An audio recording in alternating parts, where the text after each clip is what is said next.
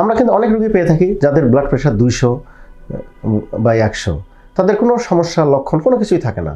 তারা সরাসরি আমাদের কাছে আসে হার্ট অ্যাটাক নিয়ে অথবা একটা স্ট্রোক নিয়ে। আবার অনেক রোগী দেখা যায় যে ঘাড় ব্যথা হচ্ছে, মাথা ব্যথা হচ্ছে, যে তারা নিজেরা প্রেশার মাপেন, দেখা যায় যে 150 বা 160 থাকে, নিচে 100 থাকে।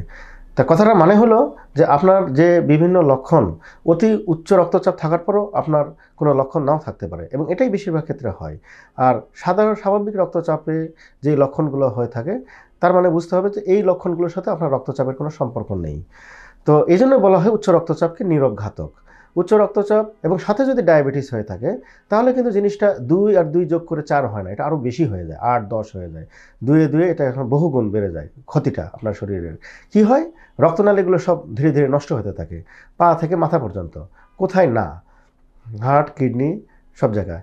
তো এটা আবার কিন্তু একদিনে হয় তা না, এই ক্ষতিগুলো ধীরে ধীরে ধীরে ধীরে চলতে থাকলে আপনার এইটা রক্ত মানে অতি উচ্চ রক্তচাপের জন্য যে রক্তনালীগুলো ক্ষতিগ্রস্ত হয়, সেভাবে আপনাদের এটা হার্ট অ্যাটাক হয়ে যায়, স্ট্রোক হয়ে যায়, কিডনি নষ্ট হয়ে যায়, ইত্যাদি ইত্যাদি। তো কাজেই আপনারা হঠাৎ করে একদিন একটু রক্তচাপ বেশি, সাথে সাথে আপনারা ওষুধ শুরু করলে কিন্তু হবে না, বা ওষুধের ডোজ বাড়ালেও হবে না। আর এটাকে আপনার কিছু নির্দিষ্ট সময়, 15-20 দিন বা একটা নির্দিষ্ট সময় এটাকে অবজার্ভ করতে হবে। আর ওষুধের ব্যাপারে যেটা বললাম, যে এটাকে ওষুধ কিন্তু বাজারে বহু ধরনের উচ্চ রক্তচাপের ওষুধ আছে।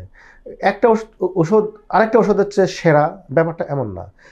এটা নির্ভর করে যে আপনার বাজেট কেমন। কম দামের ওষুধও কিন্তু ভালো হতে পারে, আবার বেশি দামের ওষুধও আপনার জন্য ক্ষতিকর হতে পারে।